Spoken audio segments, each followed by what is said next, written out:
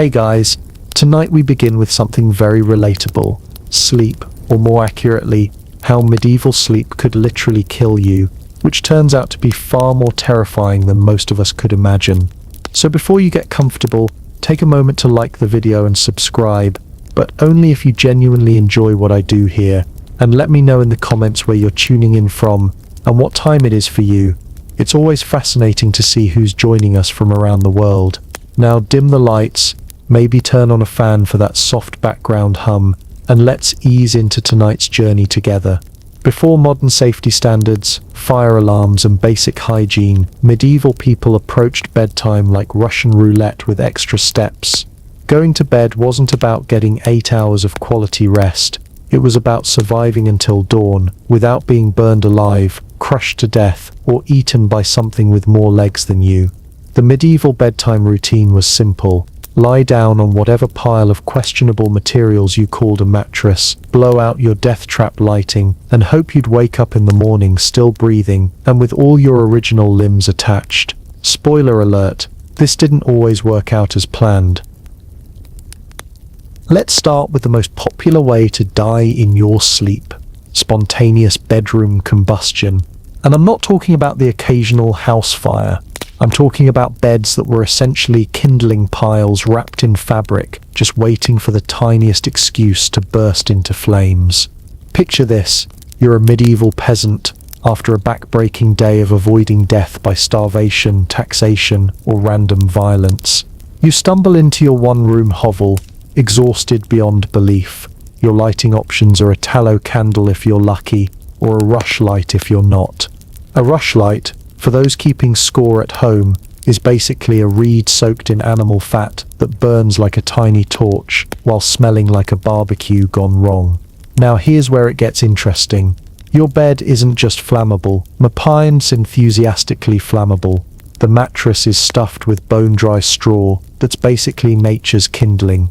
Your blankets are wool, which burns beautifully when dry, and linen, which catches fire faster than medieval gossip. The bed frame is pine wood, chosen apparently because someone thought, you know what this sleeping area needs, more combustible materials. In 1278, a baker named Willem de Vos in Bruges decided to read in bed by candlelight. Simple enough, right? Wrong. Willem fell asleep with the candle still burning. The candle tipped over, ignited his straw mattress, which spread to his woolen blankets, which caught his wooden bed frame on fire. Willem woke up to find himself literally sleeping in a furnace. He survived, barely, with burns covering 60% of his body. His wife and 2 children, who shared the bed, weren't as fortunate. But wait, it gets worse. Medieval beds weren't just death traps for individuals, they were family-sized disaster zones. Whole households slept together, sometimes 6 or 7 people packed into a single bed. When one person's carelessness started a fire, it didn't just endanger them, it created what fire safety experts today would call a comprehensive family elimination event. The wealthy thought they were being smart by surrounding their beds with heavy curtains for privacy and warmth. They essentially created fabric-lined ovens with humans inside. When these curtain beds caught fire, the occupants were trapped in burning textile prisons with no escape routes. In 1314, the Earl of Warwick lost 3 sons in a single night when their shared bed caught fire from an overturned candle. The fire spread so quickly through their elaborate curtained bed that servants couldn't reach them before the flames consumed the entire sleeping area. The Earl's response: he ordered even more elaborate fire-resistant curtains made from specially treated fabric. The special treatment turned out to be toxic chemicals that slowly poisoned the surviving family members. Medieval fire prevention strategies were creative but deadly. Some households employed servants to extinguish all lights before anyone slept, but navigating dark medieval rooms was its own hazard. People regularly broke bones, stepped on sleeping animals, or walked into walls while trying to find their beds in complete darkness. The paranoid wealthy had servants sleep in their bedrooms specifically to watch for fires. This meant more people in the room when fires inevitably started. turning single-person disasters into multiple casualties. It also meant that servants, who were often the first to wake up during emergencies, died trying to save their employers. Medieval firefighting techniques were basically beat it with whatever's handy and hope for the best. Some households kept containers of wine specifically for firefighting, not understanding that alcohol is flammable and makes fires worse. Others tried sand, which doesn't work on fat-based fires, or water, which was often scarce in upper floors of buildings. And here's the kicker: medieval people knew fire was dangerous. They weren't stupid. But their choice wasn't between fire and electric lighting. Their choice was between fire and complete darkness, and complete darkness came with its own lethal risks that we'll get to later. Medieval bed sharing wasn't cozy family bonding time. It was essentially human Tetris, played with potentially fatal consequences in spaces that would make modern claustrophobes weep. Let me paint you a picture of medieval sleeping mathematics. The average peasant bed measured 4 feet by 6 feet, mies, that's 24 square feet total. Into this space, a typical family would arrange 6 to 8 people for 8 hours of sleep.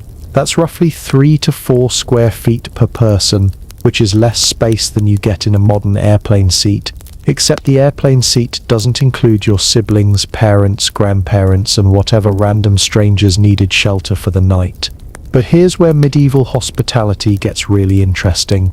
Sharing beds wasn't just for families, it was a business model. Medieval inns operated on a human packing system where travelers paid for space in a bed, not for a bed itself. If you arrived at the Rose and Crown and there was room for one more person in an existing bed, congratulations, you just won the medieval lottery of intimate stranger contact.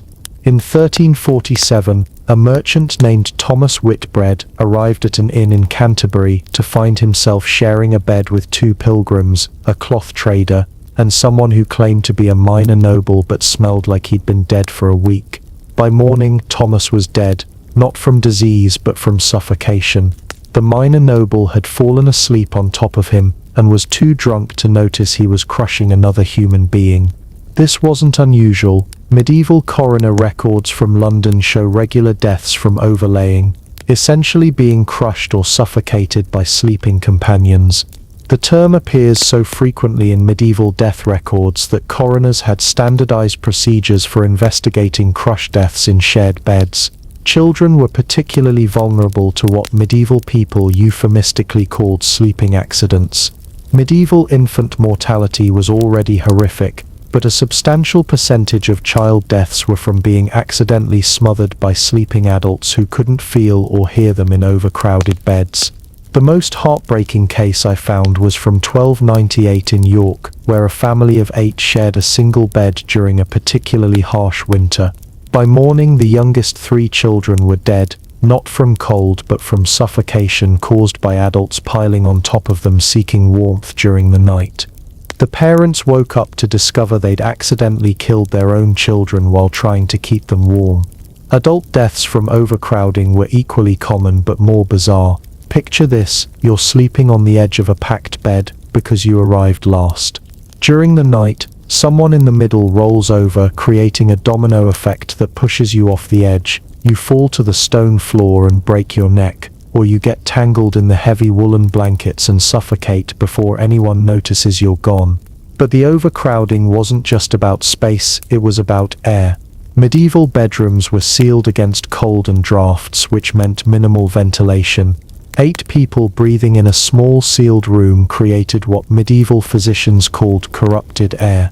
They weren't wrong. It was essentially oxygen depletion combined with carbon dioxide poisoning. Medieval people would wake up gasping, dizzy and nauseous, not understanding they were slowly asphyxiating themselves in pursuit of warmth. The wealthy, who could afford the heaviest bed curtains and most completely sealed chambers, were actually creating personal suffocation chambers lined with expensive fabric. Group sleeping also created disease transmission problems that medieval people experienced but didn't understand. The famous sweating sickness that killed thousands in medieval England spread primarily through shared sleeping arrangements. Entire families would go to bed healthy and wake up dying if they woke up at all. Medieval chroniclers describe what they called sleeping death. Entire households found dead in their beds with no signs of violence or obvious illness. We now know these were likely carbon dioxide poisoning events in overcrowded, sealed sleeping spaces, but medieval people attributed them to divine punishment or demonic attack. The psychological stress of overcrowded sleeping was enormous. Medieval people went to bed knowing they might wake up injured, sick, or not at all, depending on who else was in their bed and what condition they were in.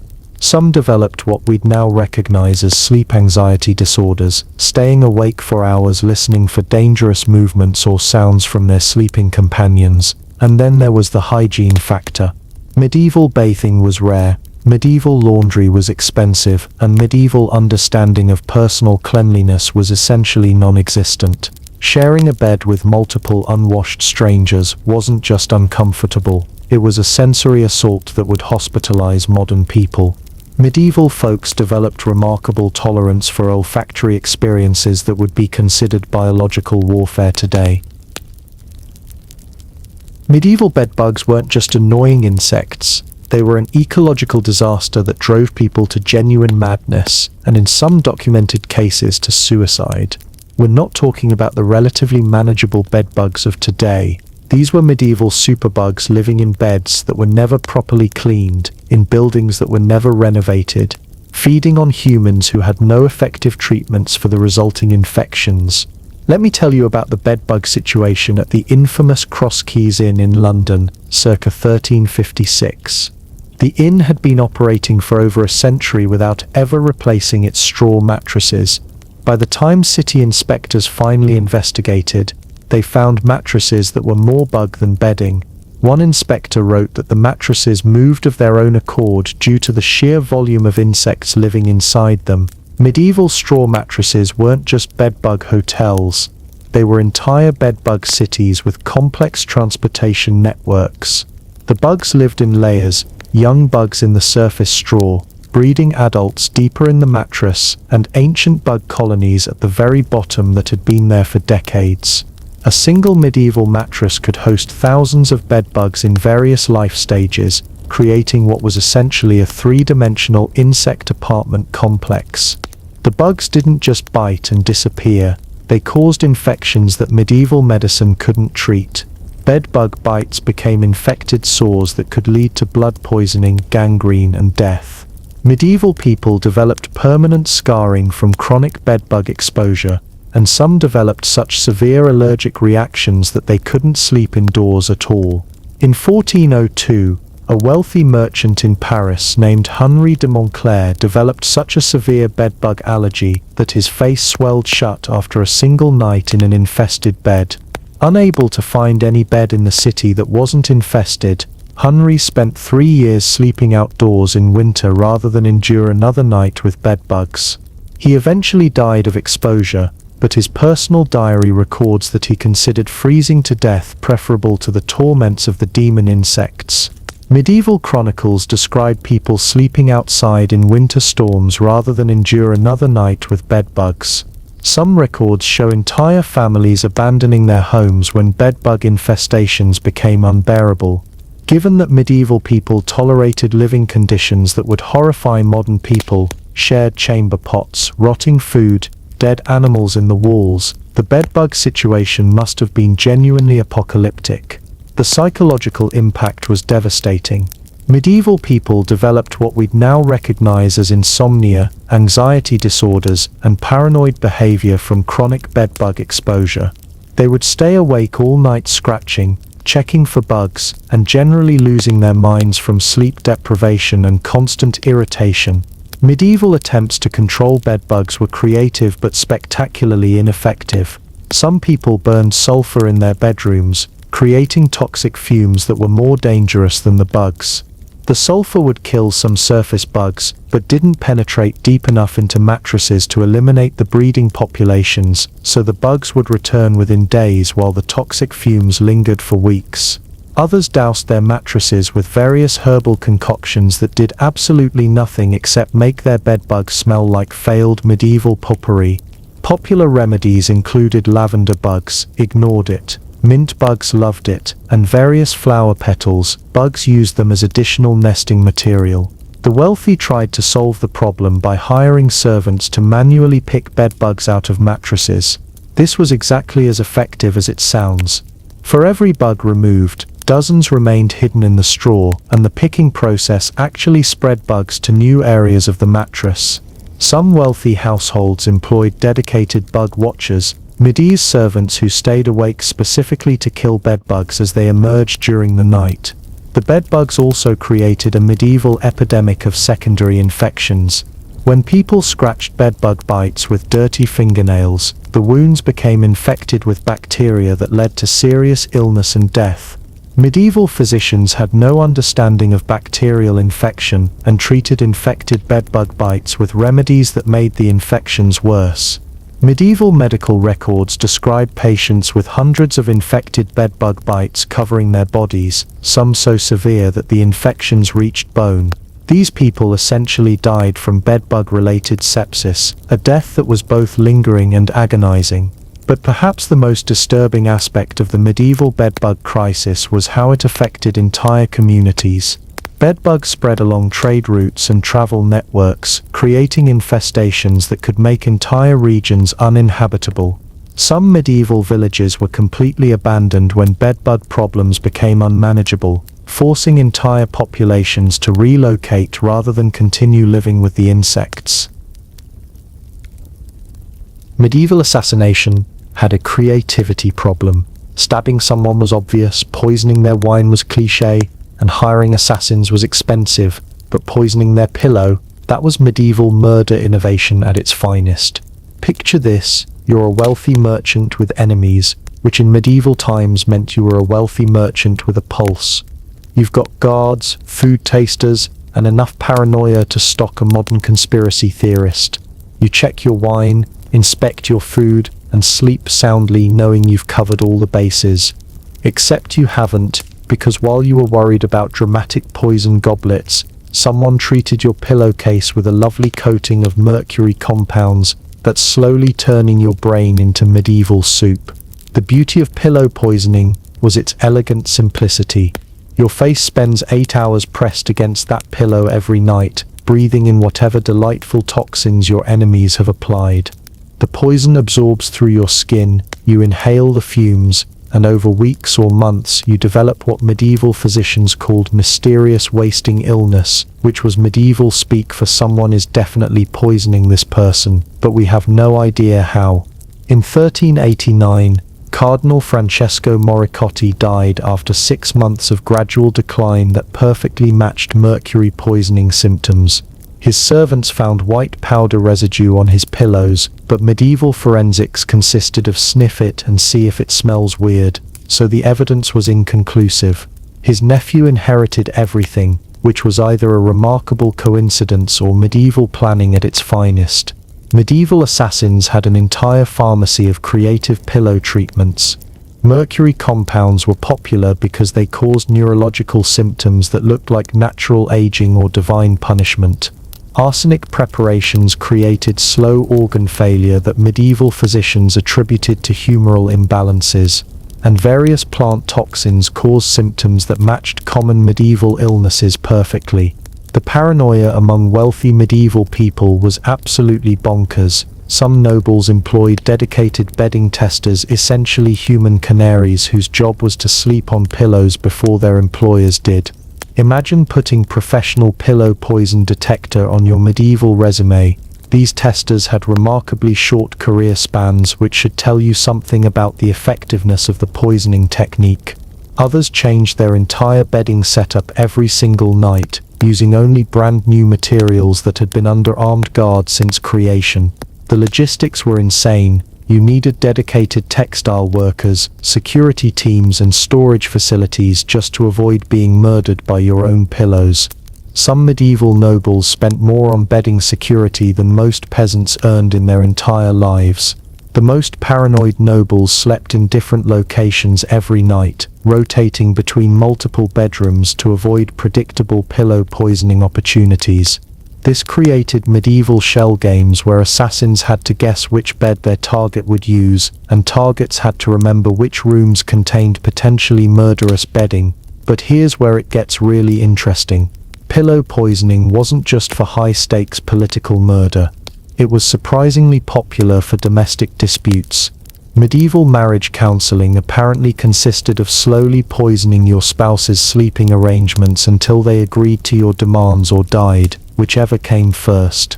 Medieval legal records from Florence show a 1456 case where a woman poisoned her husband's pillow with what the court described as herbs most foul and deadly.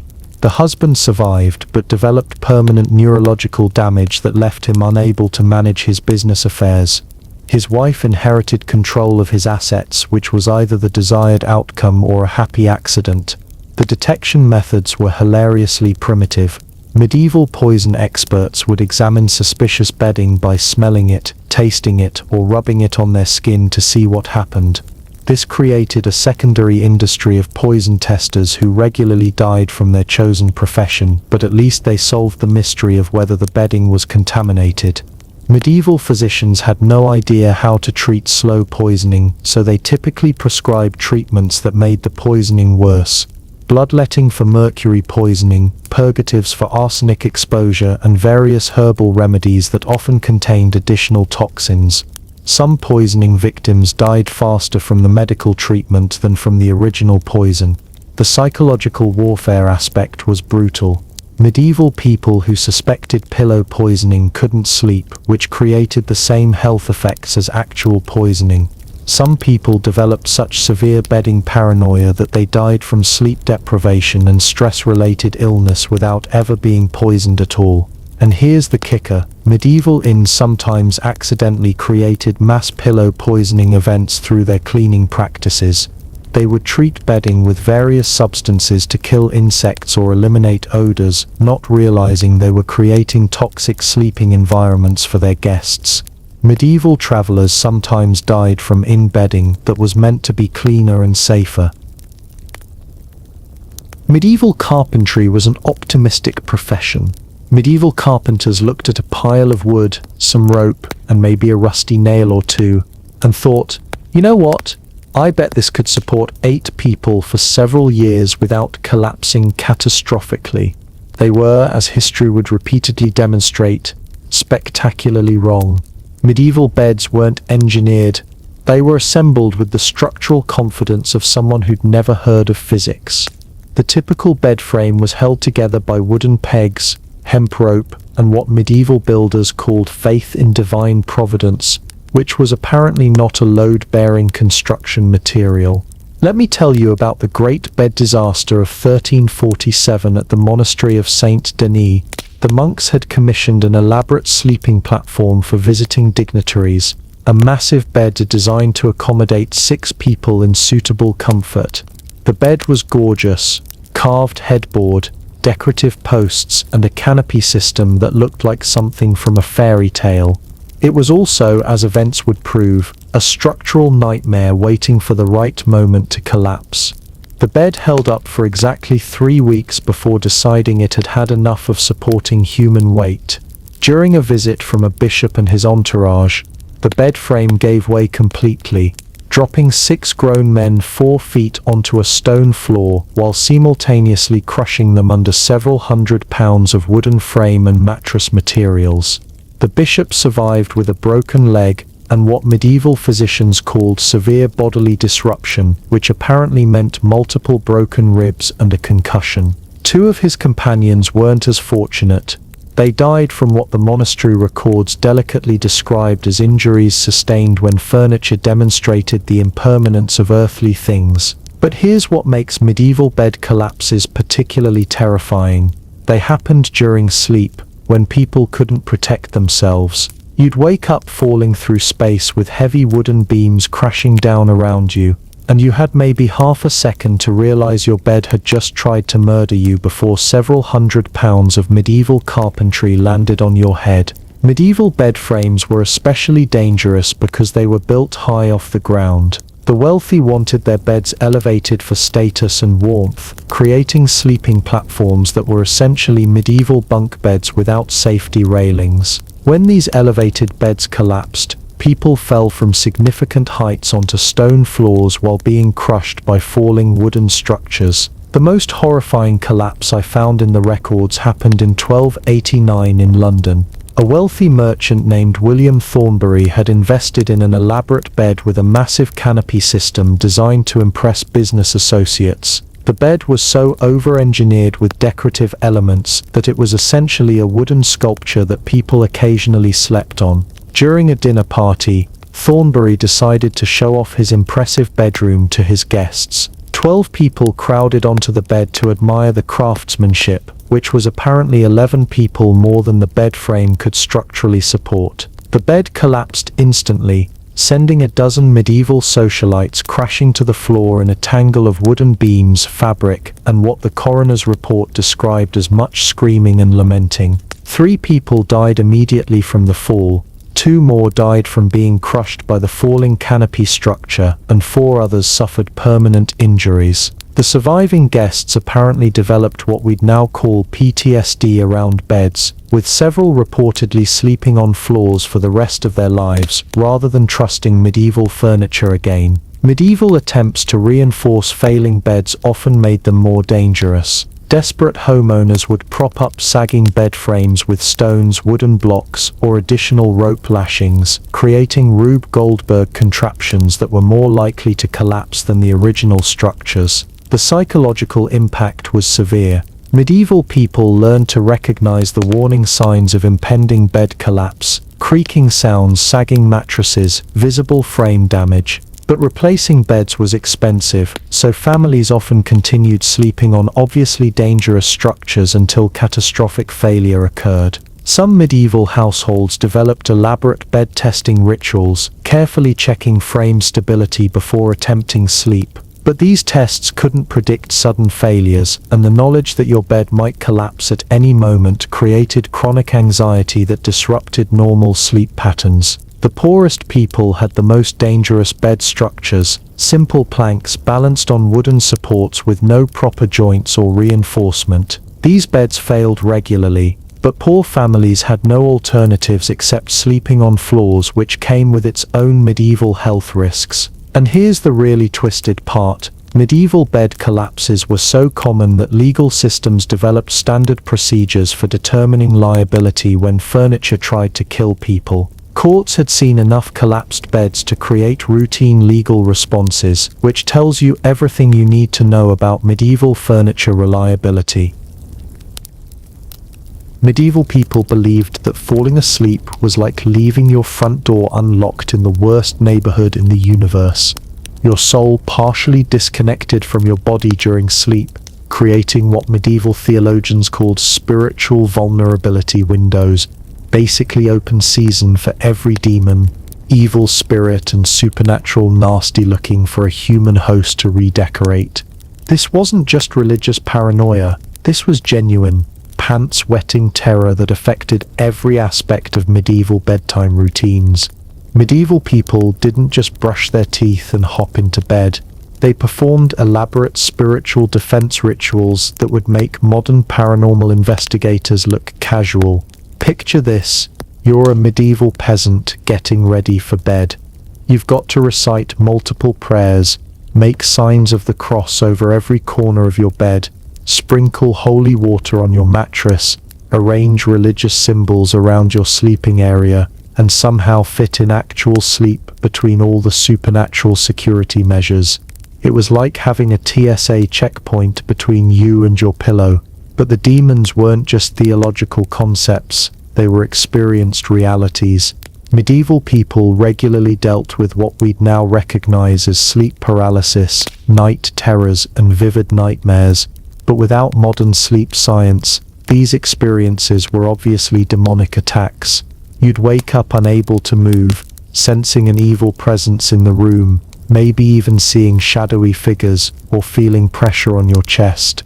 In medieval terms, you'd been hag-ridden, literally attacked by supernatural hags during sleep. In 1432, A merchant named Robert de Clare in London kept detailed records of his nightly spiritual battles. His journal describes months of sleep paralysis episodes that he interpreted as ongoing warfare with demons trying to possess his soul. De Clare's solution was to sleep with a blessed crucifix clutched in each hand, holy relics sewn into his nightshirt, and a priest on standby in the next room for emergency exorcism. De Clare's precautions didn't work. The sleep paralysis continued, because that's not how neurological disorders respond to religious artifacts. But medieval people doubled down on spiritual explanations, creating increasingly elaborate and dangerous bedtime protection rituals. Some medieval families employed human spiritual guardians, priests, monks, or deeply religious servants who would stay awake all night praying over sleeping households.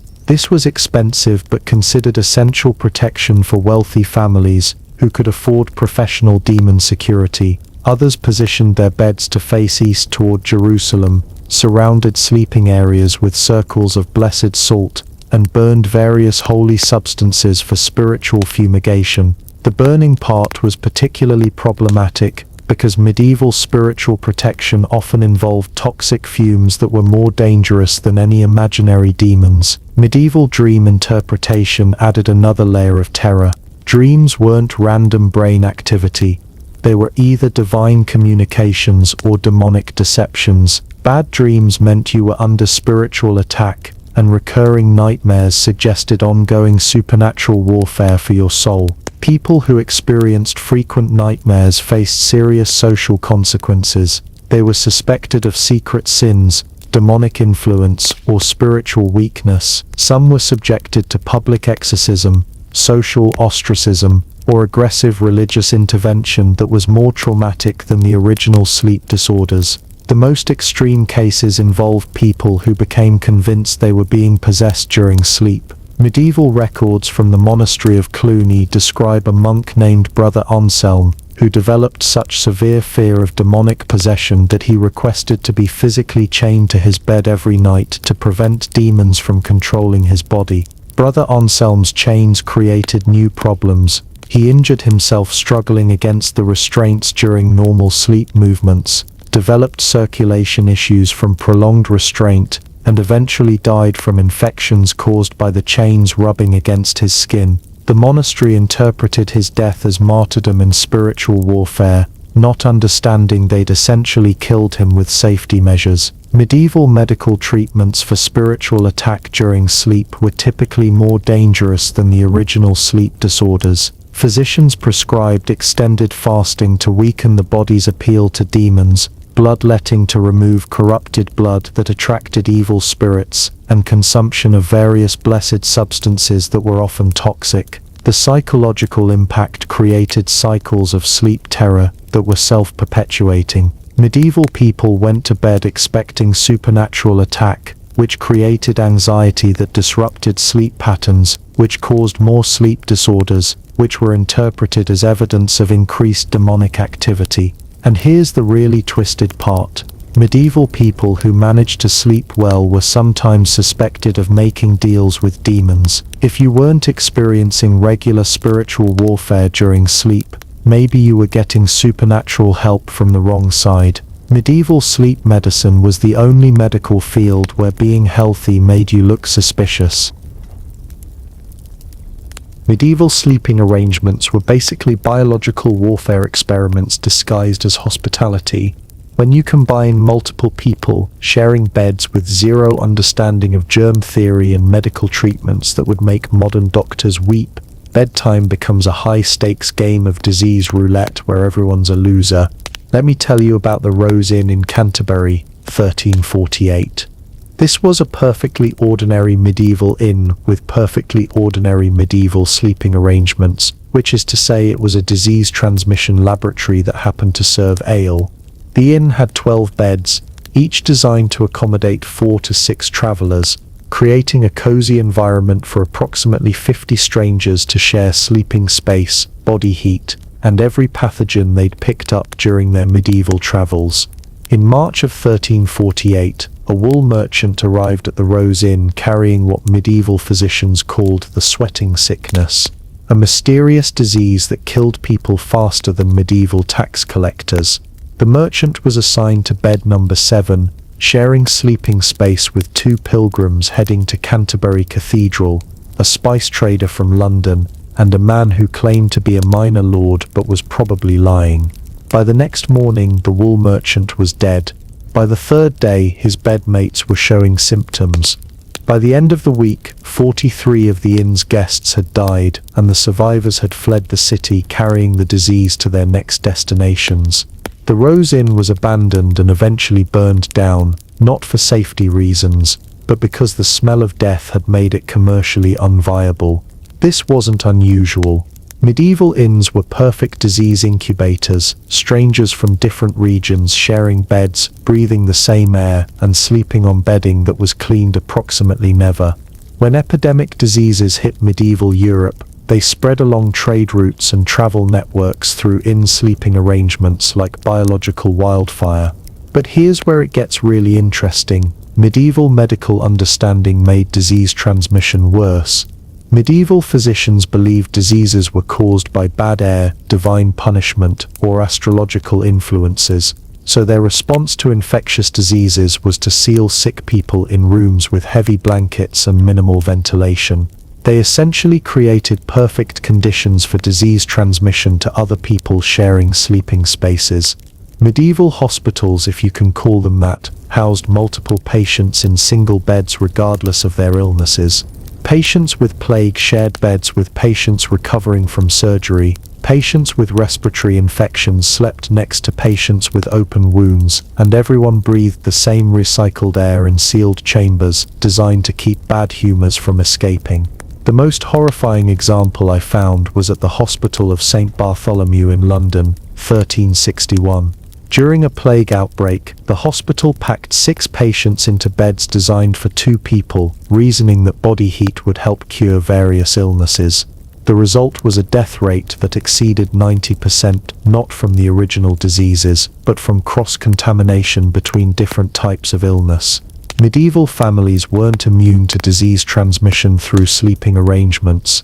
When one family member got sick, the medieval response was often to pack everyone together for warmth and comfort, creating perfect conditions for whatever disease was ravaging one person to spread efficiently to everyone else in the household. The psychological trauma was enormous. Medieval people watched entire families die within days after sharing beds with sick relatives, not understanding that their compassionate response was actually spreading the disease. They interpreted rapid family deaths as evidence of divine punishment or supernatural attack rather than recognizing the role of shared sleeping arrangements.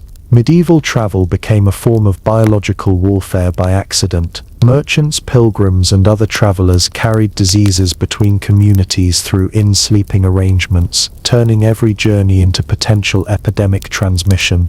A single infected traveler could spread disease to dozens of people through shared beds, who would then carry it to their next destinations. Some medieval communities tried to control disease transmission by banning travelers during epidemic periods, but this disrupted trade and economic relationships that medieval society depended on. The choice was between economic survival and biological survival, and medieval people often chose poorly. Medieval isolation techniques were primitive and often counterproductive. Families would isolate sick members in separate rooms but continue sharing beds with multiple people, so diseases spread within households even when they were supposedly contained. The most effective medieval response was complete social isolation, but this was economically and socially devastating. Communities that successfully avoided epidemic diseases often did so by becoming hermit societies that couldn't participate in medieval economic networks.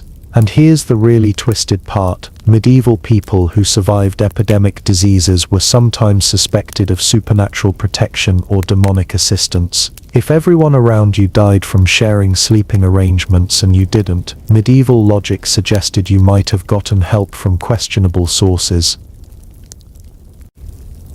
Medieval sleeping arrangements created perfect opportunities for violence, robbery, and murder.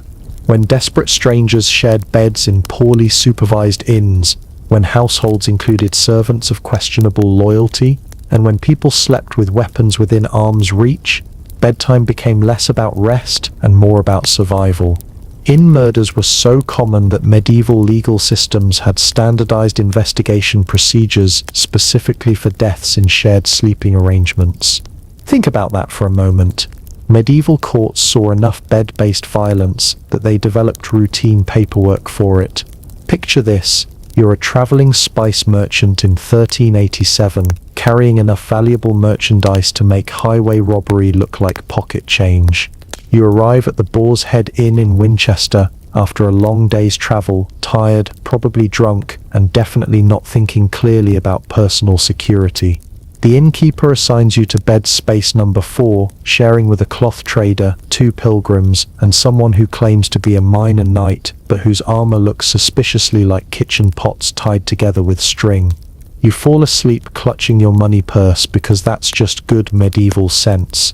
You wake up at 3 a.m. with a knife at your throat, and the minor knight explaining that your traveling days are over unless you want to share your wealth with your new bed friends. This was medieval Airbnb at its finest, except the reviews were written in coroner's reports. Medieval inn murders followed predictable patterns. Professional thieves would pay for bed space specifically to rob sleeping victims. They developed techniques for searching sleeping people's belongings without waking them, skills for escaping quickly when discovered, and backup plans involving sharp objects when subtlety failed. The most successful inn thieves were actually teams, one person to share the bed and monitor sleeping victims, others positioned nearby to help with robbery or violence as needed. Medieval inns became hunting grounds where predators paid for access to vulnerable prey. But the violence wasn't always premeditated. Medieval sleeping conditions were stressful enough to turn ordinary disagreements into lethal confrontations. Imagine trying to sleep in a cramped bed with 3 strangers who snore, kick, smell terrible, and have different ideas about personal space. Add alcohol, weapons, and medieval dispute resolution techniques, and you've got a recipe for spontaneous violence. In 1456, an argument at the White Hart Inn in London escalated from complaints about snoring to a 4-way knife fight that left 2 people dead and the other 2 permanently disabled. The coroner's report noted that all 4 participants were drunk, exhausted, and armed, which was apparently a common combination in medieval sleeping arrangements. Medieval households faced similar problems with live-in servants, guests, and temporary residents. People were regularly murdered in their beds by household members who had access to their sleeping areas, knowledge of their routines, and motives ranging from theft to personal revenge. The wealthy tried to protect themselves with armed guards, but this created new dangers.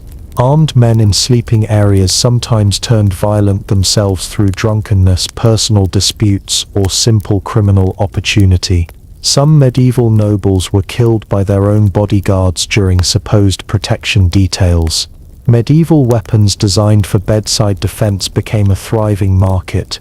Short knives that could be concealed under pillows, clubs that could be wielded in confined spaces, and various improvised weapons that sleeping people could grab quickly. The problem was that when everyone in a shared bed was armed, minor disputes could escalate to lethal violence within seconds. The most disturbing cases involved family violence concentrated during sleeping hours. Medieval domestic abuse often reached its peak during bedtime, when victims were most vulnerable and least able to escape or seek help. Medieval records show husbands murdering wives, children killing abusive parents, and siblings eliminating rivals for inheritance, all during the supposedly peaceful hours of sleep. Some medieval communities tried to reduce sleep-related violence by segregating sleeping arrangements, separating men from women, locals from travelers, armed from unarmed sleepers. But these systems were difficult to enforce and often created new opportunities for specialized violence. The psychological impact was enormous. Medieval people went to bed expecting possible attack, which created chronic stress that disrupted normal sleep patterns. Some developed what we'd recognize as hypervigilance, sleeping lightly and waking at the slightest sound or movement from their bedmates. Medieval sleep violence wasn't always random criminal activity. Some was highly organized. Professional assassins would arrange to share sleeping space with their targets, appearing as innocent travelers while planning midnight murder. The victim would go to sleep thinking they were sharing a bed with a harmless stranger and wake up dead. The economic impact was significant. Medieval trade routes were disrupted when specific inns became known for violence. Some communities lost revenue when travelers avoided their establishments due to safety concerns. The medieval hospitality industry was essentially a protection racket where customers paid for the privilege of maybe not being murdered. And here's the twisted part. Some medieval inn violence was actually sanctioned by local authorities. Corrupt officials would use inn murders to eliminate political enemies, business rivals, or inconvenient witnesses, knowing that deaths in shared sleeping arrangements could easily be attributed to random criminal violence. Medieval bedrooms were atmospheric disaster zones where the air itself was trying to murder you. Between toxic heating systems, poisonous pest control, and various substances that medieval people thought were helpful but were actually lethal, breathing while sleeping became a high-stakes chemistry experiment with frequently fatal results. Medieval indoor air quality was essentially a war crime against human respiratory systems. The primary sources of bedroom lighting and heating, mise candles, oil lamps, braziers, and rushlights, all produced toxic fumes that accumulated in sealed sleeping chambers. Medieval people were essentially slow cooking themselves in poisonous gas while trying to get a good night's sleep. Let me tell you about the tragic case of the Blackwood family in York, 1423.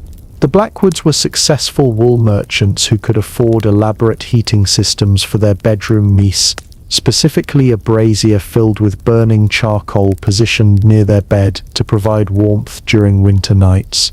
The brazier was enclosed in a decorative metal housing that looked impressive and efficiently converted oxygen into carbon monoxide. The entire family, Miss Thomas and Margaret Blackwood, their 3 children and 2 servants, were found dead in their beds on a February morning with no signs of violence or obvious illness. They had died peacefully in their sleep from carbon monoxide poisoning, which medieval physicians called night death and attributed to evil spirits or divine punishment. The really horrifying part is that carbon monoxide poisoning was common enough that medieval people had developed folk explanations for it. They called it sleeping death and believed it was caused by evil humors in the air or supernatural attack during sleep. They had no idea they were killing themselves with their own heating systems. Medieval attempts at pest control created additional atmospheric hazards. Burning sulfur to kill insects was popular among people who could afford it, not realizing they were filling their sleeping areas with sulfur dioxide gas that caused respiratory damage and could be lethal in enclosed spaces. Others used mercury compounds to treat bedding and furniture for pest control.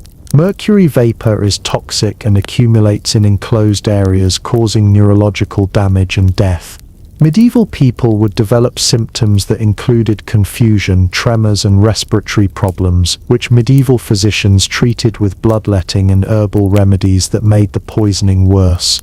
Medieval building materials added to the toxic atmosphere. Lead-based paints were common in wealthy households, arsenic compounds were used in various decorative treatments, and numerous building materials contained substances that released toxic fumes. Medieval bedrooms were essentially slow-release poison chambers decorated with expensive death. The wealthy had the most dangerous bedroom air because they could afford the most elaborate toxic systems. Complex heating arrangements, multiple candles, extensive pest control treatments, and various decorative elements that off-gassed poisonous substances. Being rich in medieval times meant you could afford to poison yourself more efficiently. Medieval medical treatments often made bedroom air quality worse. Physicians prescribed various substances to be burned in sick rooms, herbs that were actually toxic, minerals that released dangerous fumes, and animal products that created additional poisonous gases. Medieval medicine was essentially adding more poison to already poisoned air. Water damage in medieval bedrooms created mold and fungal growth that caused respiratory problems medieval people didn't understand. They would develop chronic coughing, breathing difficulties, and various respiratory ailments that medieval physicians attributed to humoral imbalances or spiritual problems. Some medieval households stored various substances in bedrooms that created ongoing atmospheric hazards. Dyes, medicines, cleaning compounds, and craft materials that released toxic fumes or contaminated air quality over time. Medieval people were essentially living in chemistry labs where all the experiments involved slowly poisoning the researchers. Medieval chamber pots added to the atmospheric nightmare. The contents often spilled or overflowed, creating ammonia gas and various other toxic compounds that medieval people breathed while sleeping. Some medieval bedrooms had atmosphere compositions that would be classified as hazardous waste sites today. Weather-related atmospheric problems were severe. Medieval buildings provided poor protection against atmospheric pressure changes, humidity problems, and various weather-related air quality issues that could make indoor air dangerous or unbreathable. The most ironic part is that medieval people recognized that bedroom air could be dangerous. They just had no idea why or how to fix it. They developed various folk remedies involving opening windows, burning different substances, or sleeping in different positions, most of which were ineffective or made the problems worse. Medieval sleepwalking wasn't just a curious sleep disorder. Was a community health crisis that killed dozens of people and created widespread panic in towns across Europe. Without understanding the neurological basis of sleepwalking, medieval communities developed responses that were often more dangerous than the original condition. Medieval buildings were essentially obstacle courses designed to kill anyone moving around unconsciously. Stone staircases without railings, unguarded windows, open wells, various architectural hazards, and construction features that were dangerous enough for conscious navigation, let alone sleepwalking adventures. Let me tell you about the sleepwalking epidemic of Rothenburg, 1389. The town experienced what modern sleep researchers would recognize as a stress-induced cluster of sleepwalking cases, but medieval people interpreted it as a supernatural plague affecting the spiritual welfare of the entire community. It started with Heinrich the baker, who began sleepwalking after his wife died in childbirth. Heinrich would rise from his bed in the middle of the night and wander through the town, performing his normal baking routines while completely unconscious. This might have been harmless, except Heinrich's bakery involved open fires, sharp knives, and various hazardous equipment that he continued operating while asleep. Heinrich survived his sleepwalking episodes, but his unconscious nighttime baking created loaves that were variously burned, raw, or contaminated with substances that shouldn't be in bread. The townspeople interpreted this as evidence of demonic influence affecting their food supply. Within weeks, 6 other people in Rothenburg began sleepwalking. Medieval people believed sleepwalking was contagious, not understanding that community stress and shared anxiety could trigger similar sleep disorders in multiple people. The town's response was to implement a curfew and post guards to watch for sleepwalkers, which created additional stress that made the sleepwalking worse. Medieval sleepwalking was particularly dangerous because the built environment was hostile to unconscious navigation. Margarete the weaver fell down a stone staircase during a sleepwalking episode and broke her neck.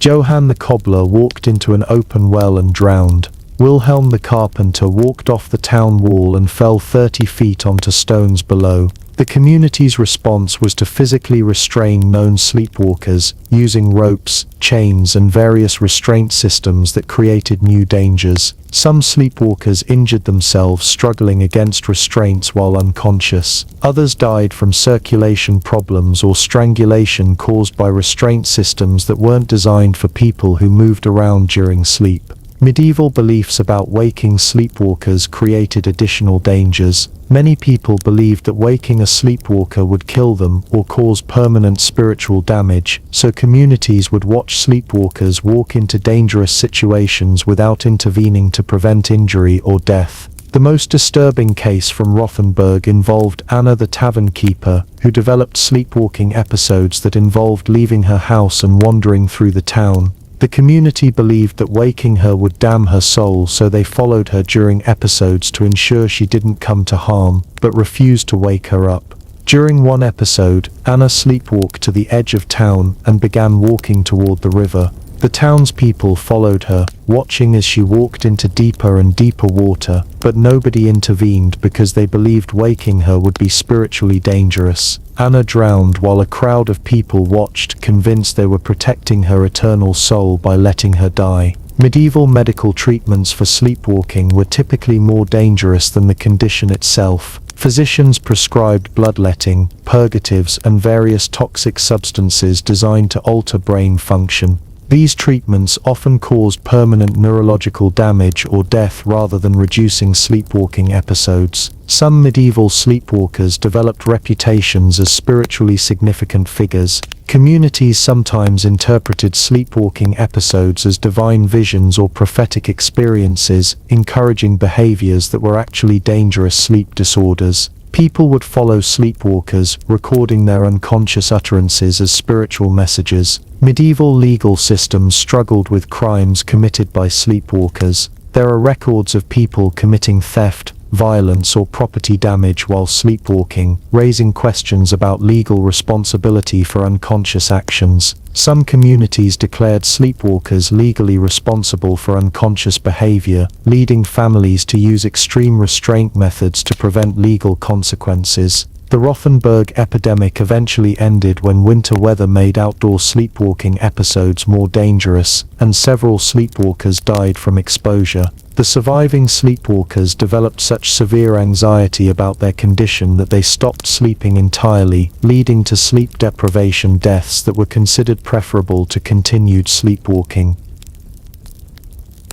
Let's talk about the truly legendary medieval sleep disasters, the ones so catastrophic that chroniclers felt compelled to document them as warnings to future generations, assuming any future generations would be foolish enough to repeat medieval sleeping arrangements. The Great London Inn Inferno of 1212 started as a perfectly ordinary medieval night at the White Hart Inn. A drunk wool merchant named Geoffrey Fitzralph knocked over a candle while attempting what medieval people called nocturnal boot removal, taking off his shoes in the dark because medieval people were apparently too cheap to leave candles burning all night. The fire spread through the straw-packed mattresses like it was personally offended by the concept of human survival. 37 people died in what became known as the fastest medieval building evacuation on record. Unfortunately, it was also one of the least successful. What made this disaster particularly medieval was the inn's architectural design.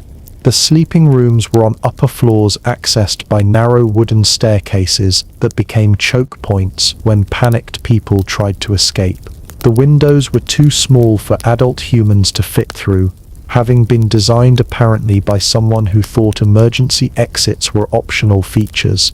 The survivors described waking up to find the ceiling already on fire, with no time to save anyone else. Parents had to choose which children to carry and which to leave behind. The coroner's investigation found that most victims died not from burns but from suffocation caused by crowds of people unable to escape through inadequate exits. The castle bed catastrophe of 1203 at Chateau de Vincennes demonstrated that wealth couldn't buy you safety from medieval furniture. Lady Eleanor de Montfort had commissioned the most elaborate bed in northern France, a massive four-poster construction with enough decorative elements to stock a modern furniture showroom and enough structural integrity to challenge the laws of physics. The bed collapsed during the night, bringing down not just the sleeping occupants but an entire wooden canopy system that weighed approximately as much as a small building. Lady Eleanor was found pinned under a carved oak beam that required 6 men to lift. Her 3 children were discovered buried under what the official report described as debris formerly known as sleeping furniture. The investigation revealed that the bed had been overloaded with decorative elements that exceeded the structural capacity of medieval carpentry by roughly 300%. The bed frame had been groaning warnings for weeks, but medieval people apparently interpreted structural failure sounds as charm features. The monastery poisoning mystery of Saint-Denis in 1151 killed 12 monks through what medieval CSI determined was bedding contamination. A disgruntled servant, named Brother Thomas, had been systematically treating shared monastic bedding with mercury compounds over several months, creating what modern toxicologists would recognize as deliberate slow-acting poison distribution. The monks interpreted their gradual symptoms, confusion, tremors, respiratory problems, as divine punishment for unknown sins. They responded by increasing their fasting and prayer, which accelerated their deaths from mercury poisoning, while they thought they were achieving greater spiritual purity. The investigation began only when a visiting physician noticed that all the victims shared sleeping arrangements and displayed symptoms consistent with heavy metal poisoning. By then, Brother Thomas had died from exposure to his own poison, which medieval people interpreted as divine justice but was actually just occupational hazard. The Sweating Sickness Massacre at Canterbury in 1485 demonstrates what happened when medieval disease transmission met medieval medical incompetence. The outbreak started when a London merchant shared in-beds with other travellers, spreading the mysterious disease through Canterbury's hospitality industry like biological wildfire. The medieval response made the disaster worse. Inn staff sealed sick rooms to prevent bad air from escaping, creating perfect conditions for disease transmission. They packed healthy people into beds with sick travellers, believing that body heat would help cure the illness. 43 people died in 3 days, not from the original disease, but from medieval medical intervention that turned manageable illness into community catastrophe. The survivors described scenes that medieval chroniclers compared to divine judgment, not understanding they were witnessing the results of medieval public health policy. The Great Bed Bug Apocalypse of Reims in 1347 wasn't directly fatal, but it achieved something remarkable. It drove an entire monastery community to abandon buildings that had housed religious communities for over 2 centuries. The bed bug infestation had reached proportions that medieval people described as biblical plague. Monks couldn't sleep indoors for more than an hour without being covered in infected bites. The monastery's solution was to burn all bedding and mattresses, but the bugs had infested wooden bed frames and stone walls. Eventually, the entire community relocated to different buildings, abandoning centuries of religious history because insects had made their sleeping arrangements uninhabitable. The original monastery remained empty for over 50 years, which tells you everything you need to know about medieval pest control effectiveness. The suffocation spectacular at St. Bartholomew's Fair in 1133 killed 8 people in a bed designed for 4. Desperate fairgoers had packed into shared sleeping arrangements during busy market periods, creating what the coroner described as human storage exceeding reasonable capacity. During the night, people sleeping on the edges fell off the elevated bed and became entangled in heavy blankets on the stone floor. Their struggles to return to the bed created a domino effect that pulled more people into the growing pile of bodies and bedding on the floor.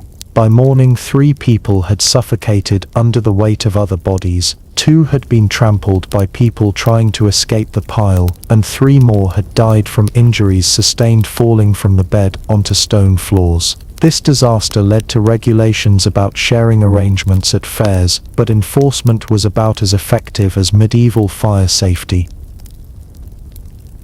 Medieval medical treatments for sleep problems were essentially Russian roulette with extra steps and worse odds. When medieval physicians promised to cure your insomnia, they weren't lying. They would definitely end your sleep problems, usually by ending everything else along with them.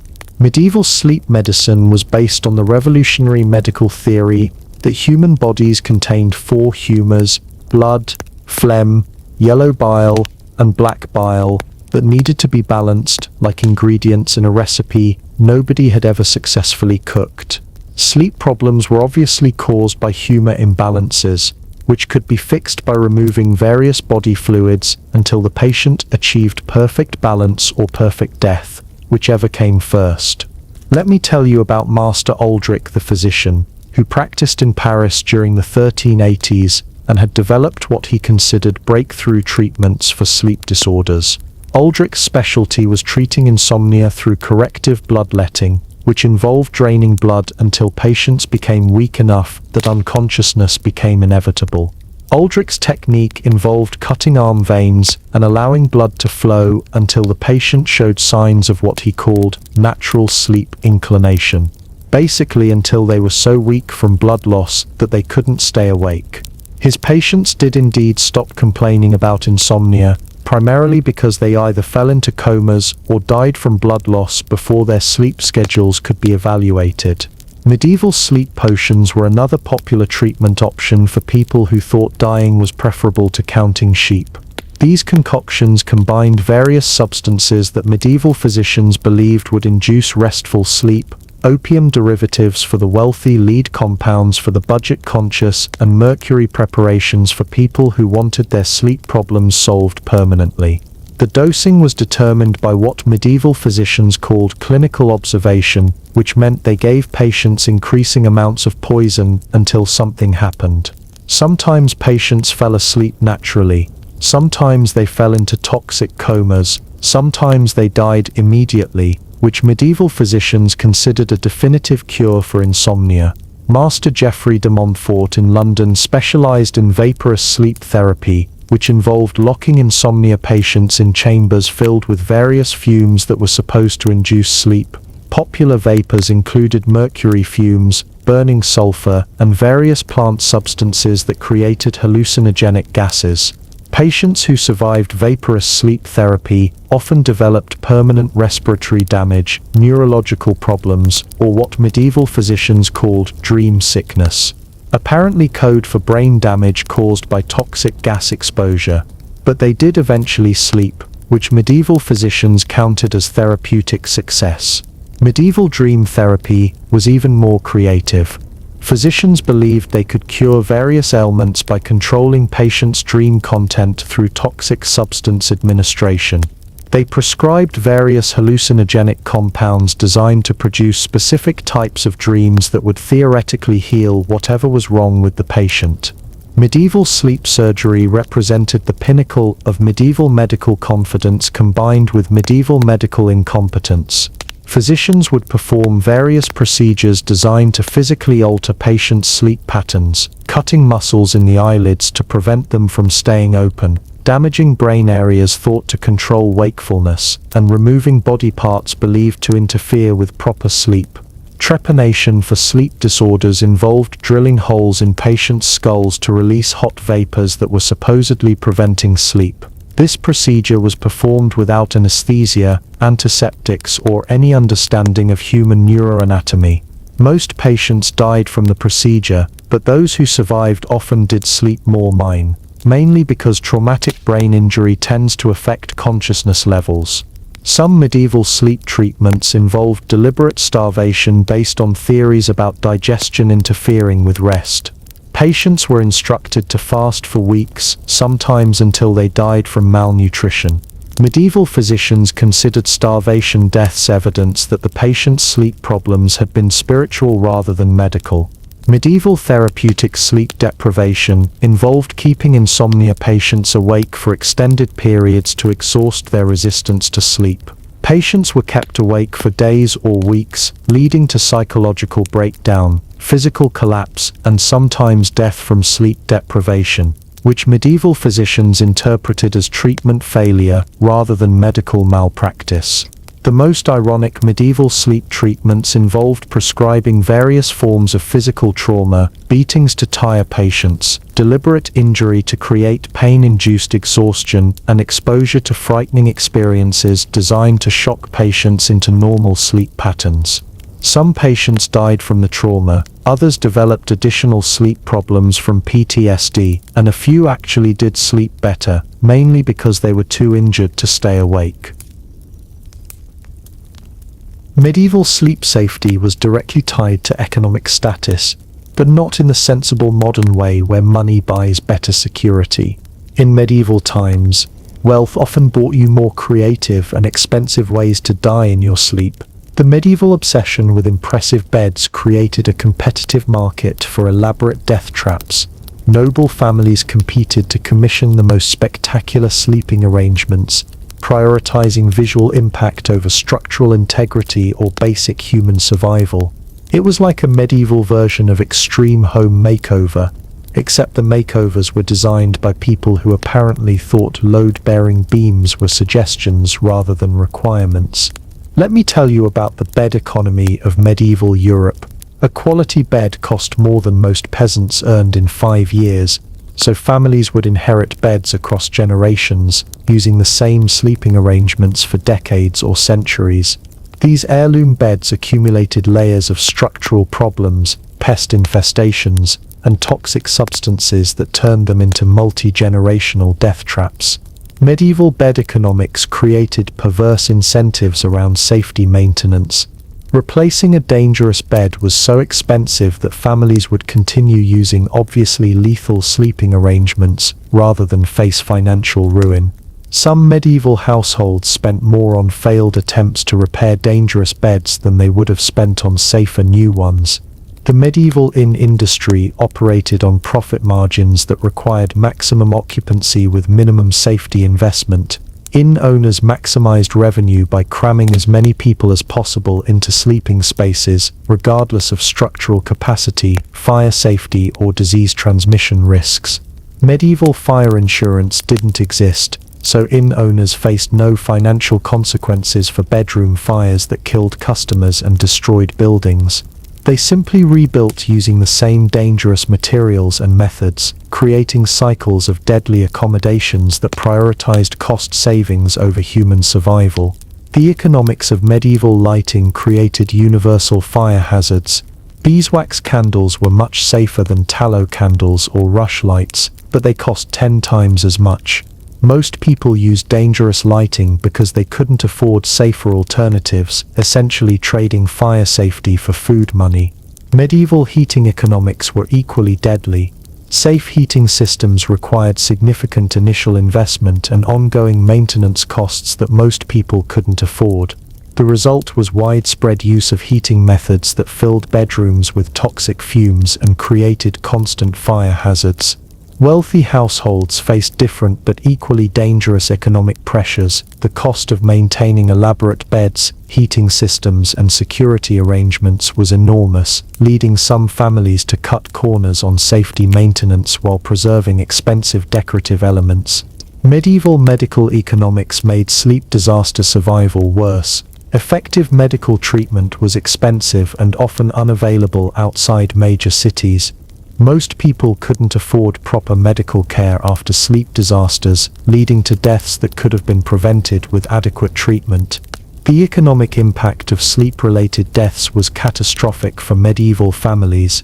Losing working-age adults to sleep disasters could destroy household economies for generations. Some families never recovered from the economic disruption caused by preventable sleep deaths. Medieval legal systems provided limited compensation for sleep disaster victims, creating economic incentives for dangerous practices to continue. Inn owners, landlords, and employers faced minimal financial consequences when their dangerous sleeping arrangements killed people.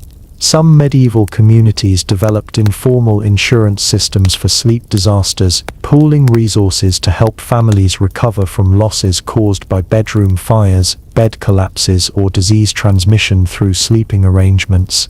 These systems were primitive but sometimes provided the only financial protection available. The trade in medieval bedding materials created additional economic hazards. The cheapest mattress stuffing old straw, used hay, recycled fabric scraps, was often the most dangerous, but price pressure forced most people to choose hazardous materials over safe alternatives. Medieval textile production used toxic dyes, preservatives, and processing chemicals that remained in finished bedding materials. Wealthy people paid premium prices for luxurious bedding that was slowly poisoning them, creating a market where expensive meant dangerous. Medieval childhood was essentially a survival game where sleeping was one of the most dangerous daily activities. Medieval children faced sleep-related hazards that modern child safety advocates would consider war crimes against tiny humans. Medieval infant sleeping arrangements were basically infant elimination systems disguised as family warmth strategies. Babies slept with adults in overcrowded beds where they could be easily suffocated, crushed, or smothered by larger sleeping companions who couldn't feel or hear them in the dark. The practice of overlaying minors accidentally killing infants by sleeping on them was so common that medieval legal systems had developed standardized investigation procedures. Coroners' records from medieval England show regular cases of babies found dead under sleeping adults, which tells you everything about medieval infant mortality expectations. Let me tell you about the children's sleep disaster of Norwich, 1356. A particularly harsh winter forced multiple families to share sleeping arrangements in the town's largest inn. The result was overcrowded beds containing adults, children, and infants in arrangements that violated every principle of child safety that wouldn't be invented for several centuries. During one night, 7 children between ages 6 months and 8 years died in shared sleeping arrangements. 3 infants suffocated under adult sleepers. 2 children were crushed by collapsing bed frames overloaded with bodies, and 2 more died from disease transmission accelerated by overcrowded sleeping conditions. The medieval response was to hold a religious service asking for divine protection, not to modify dangerous sleeping arrangements that had killed multiple children in a single night. Medieval child safety philosophy apparently consisted of prayer and hope rather than basic risk assessment. Medieval children's bedding was often made from materials that were particularly dangerous to developing bodies. Straw mattresses contained insects, parasites, and various toxins that caused severe infections in children with immature immune systems. Kids were basically sleeping on biological warfare experiments disguised as bedding. Child-sized medieval beds were miniature versions of adult death traps. Flammable materials, poor construction, dangerous heating arrangements, and structural instability scaled down for smaller victims. Medieval carpenters apparently thought the best children's furniture was whatever killed adults but faster. Medieval children were particularly vulnerable to bedroom fires because they couldn't escape quickly, navigate dark rooms safely, or understand fire dangers well enough to avoid igniting themselves. Most child fire deaths occurred in bedrooms where children became trapped by smoke, flames, or collapsed structures. Medieval educational systems included zero information about sleep safety for children. Parents learned childcare through tradition and guesswork, perpetuating dangerous practices across generations without understanding why children kept dying in preventable accidents. Medieval child sleep discipline involved practices that would be considered abuse today: physical restraints for children who moved during sleep, isolation in dangerous locations as punishment, and various training methods that prioritized adult convenience over child survival. Medieval foster care and orphan systems often placed children in even more dangerous sleeping situations than family arrangements. Orphans were housed in overcrowded institutions with minimal adult supervision, maximum safety hazards, and economic incentives to pack as many children as possible into available space.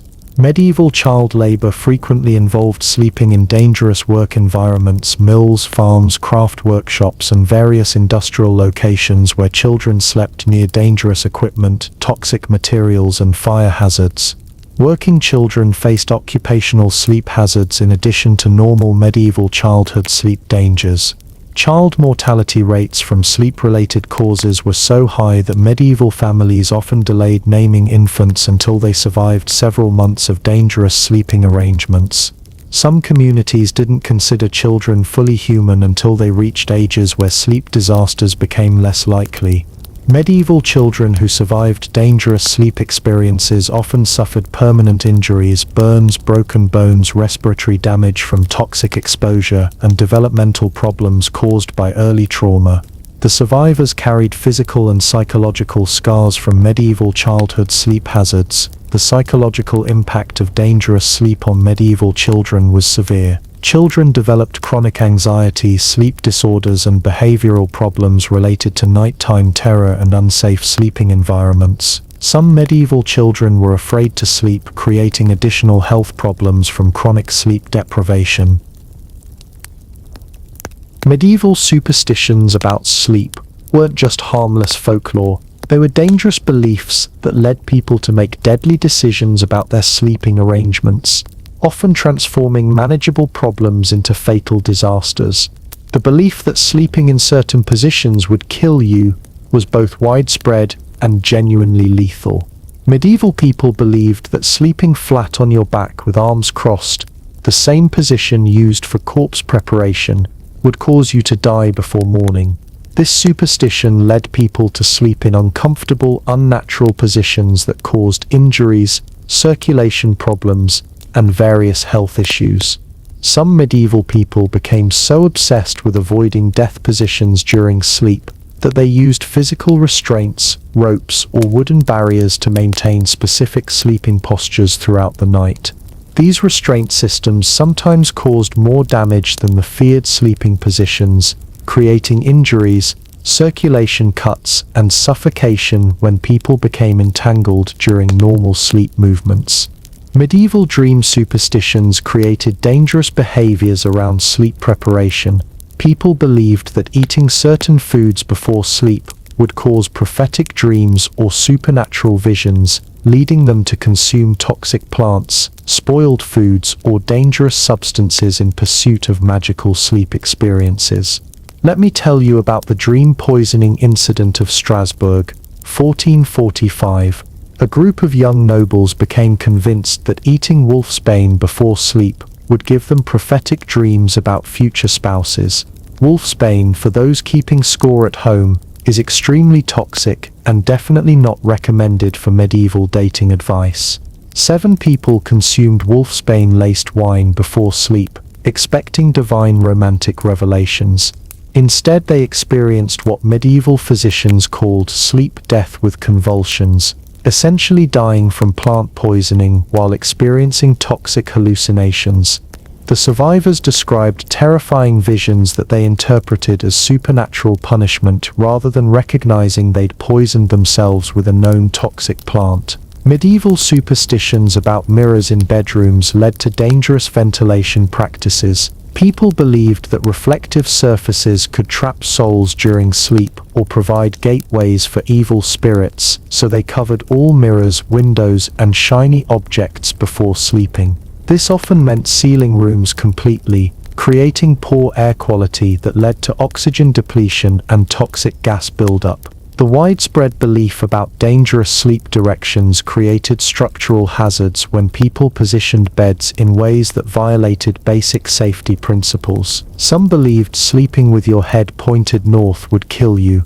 Others insisted south was fatal. These beliefs led people to place beds near fireplaces, under unstable structures, or in locations that created fire hazards and structural risks. Medieval lunar superstitions caused sleep deprivation deaths when people stayed awake for days during supposedly dangerous moon phases. The belief that sleeping during certain lunar periods would cause death or possession led to extended periods of forced wakefulness that resulted in accidents, poor judgment, hallucinations, and sometimes death from exhaustion. Medieval marriage superstitions created dangerous sleeping arrangements for newlyweds. Couples were expected to sleep in specific positions, use particular bedding materials, or perform various rituals that were supposed to ensure fertility, but often created uncomfortable or unsafe sleeping conditions that led to injuries or health problems. The superstition that certain colors in bedding attracted evil spirits led people to use alternative dyes and treatments that were often toxic.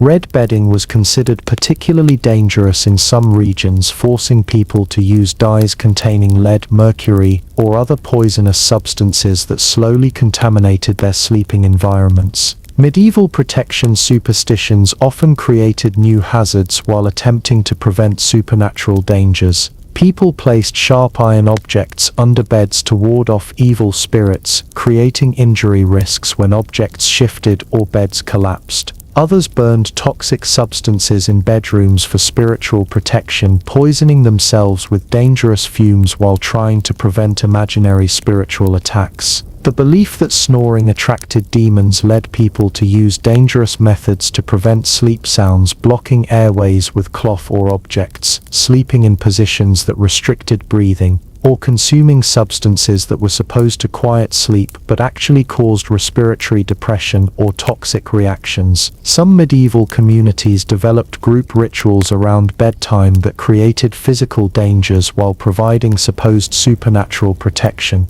These rituals often involved handling fire, consuming questionable substances, or performing activities in dark sleeping areas that increased risks of accidents, burns, or toxic exposure. Medieval funeral superstitions affected daily sleeping practices in deadly ways. People believed that sleeping in beds where someone had died would cause their own death, leading to overcrowding in safe beds and abandonment of perfectly functional sleeping arrangements that forced families into dangerous sleeping situations.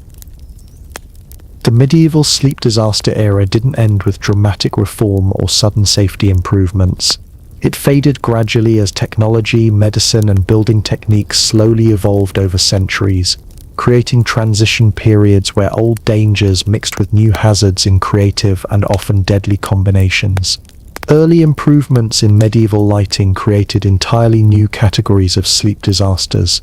The first glass-enclosed candles reduced some fire risks but introduced problems with toxic fumes from poor combustion and glass breakage that created sharp projectiles when heating systems failed.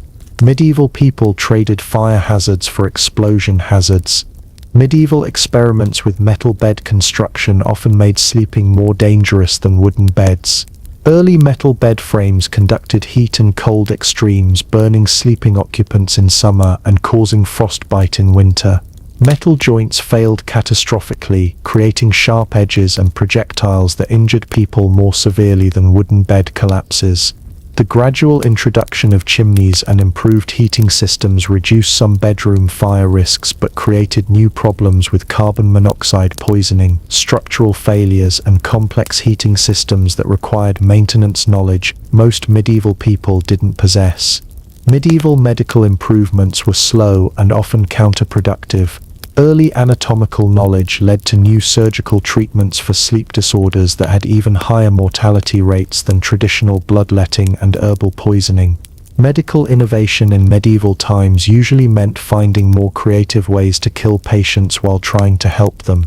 The development of early glassmaking provided windows for bedrooms, improving ventilation but creating new injury risks from fragile glass that shattered easily and provided minimal security against human or animal intrusion. Medieval windows were essentially holes in walls covered with expensive breakable materials. Medieval urban development created new sleep dangers as cities became more crowded and vertical.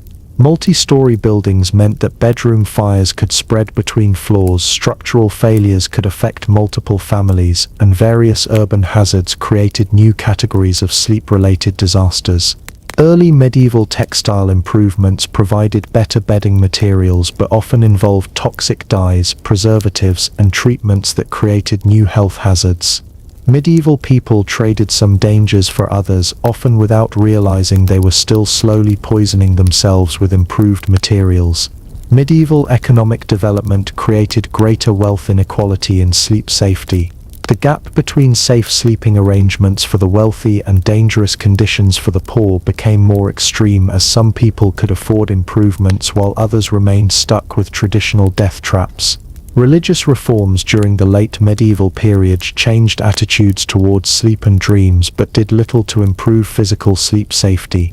Some reforms actually made sleep more dangerous by discouraging practical safety measures in favor of spiritual protection that didn't prevent fires, collapses, or poisoning. Medieval guild systems gradually improved craftsman knowledge about construction techniques, leading to better bed and building construction among urban artisans. But this knowledge spread slowly and remained expensive, so most people continued using traditional dangerous methods. The development of early banking systems allowed more families to invest in safer sleeping arrangements through credit and loans. But debt problems sometimes forced families back into dangerous sleeping conditions when they couldn't make payments on safety improvements. Medieval trade improvements brought new materials and techniques for safer sleeping, but also brought new diseases and dangers through increased contact between communities with different pathogens and toxic substances. Early medieval universities began developing more systematic approaches to medicine and engineering, laying groundwork for future improvements in sleep safety. But academic knowledge took centuries to reach practical application in normal household sleeping arrangements. The gradual decline of feudalism changed household structures, reducing some communal sleeping arrangements that had created major safety hazards. But it also eliminated some traditional community support systems that had helped families recover from sleep disasters. Medieval military improvements led to better understanding of logistics and organization that eventually influenced civilian safety planning. But military knowledge was primarily applied to warfare rather than domestic safety concerns. So there you have it. Niso, the complete nightmare that was medieval sleep. From beds that doubled as funeral pyres to pillows that contained enough poison to eliminate small armies, medieval people turned something as basic as lying down into an extreme sport with frequently fatal results. The next time you complain about your memory foam mattress being too firm, your bedroom being too warm, or your neighbor's dog barking at 2 a.m., remember the medieval peasant who shared his straw pile with 3 siblings, 2 strangers, a chicken, approximately 10,000 bed bugs, and a very real possibility of waking up dead from any number of creative causes.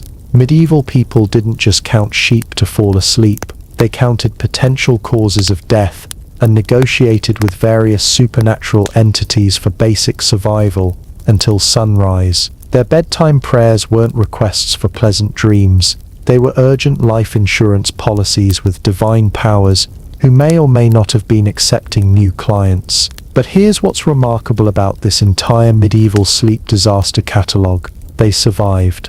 Despite beds that collapsed, caught fire, and crawled with hostile wildlife, despite sleeping arrangements that spread plague and poison, despite all the creative ways that medieval sleep could go catastrophically wrong, enough people survived to continue the human species and eventually invent proper mattresses, fire alarms, and the radical concept that bedrooms shouldn't actively try to kill their occupants. Medieval sleep disasters teach us something important about human adaptability. When faced with genuinely dangerous sleeping conditions that would send modern people screaming into therapy, medieval folks developed survival strategies, community support systems, and remarkable tolerance for conditions that would be classified as torture by contemporary standards. They also remind us how much we take for granted in modern sleep safety. Your boring suburban bedroom with its smoke detectors, electric lighting, climate control, and mattresses manufactured by people who understand structural engineering, represent centuries of gradual improvement in human sleeping technology. Medieval people would consider your bedroom a miracle of safety engineering, a clean private space where you can sleep alone without fear of fire, disease, structural collapse, poisoning, or being murdered by strangers sharing your bed. What we consider basic comfort would have seemed like impossible luxury to someone navigating medieval sleep disasters. So tonight, when you climb into your safe, comfortable bed in your temperature-controlled room with clean sheets, functioning safety systems, and the reasonable expectation of waking up alive and uninjured, take a moment to appreciate the long historical journey from medieval death traps to modern sleep safety. Sweet dreams. And remember, at least your bed bugs are smaller than medieval ones, your pillow isn't poisoned, and your biggest bedtime worry is probably finding the TV remote rather than wondering which of tonight's sleep hazards will kill you first. The medieval sleep disaster era is over, but the lessons remain. Sleep safety isn't automatic, comfort isn't guaranteed, and getting through the night unharmed is actually a remarkable human achievement that took centuries to perfect. Thank you for joining us on this journey through medieval sleep disasters. If you enjoyed this deep dive into historical horror, please like, subscribe, and let us know in the comments what other aspects of medieval daily life you'd like us to explore. Sleep well, and be grateful you weren't born in 1347.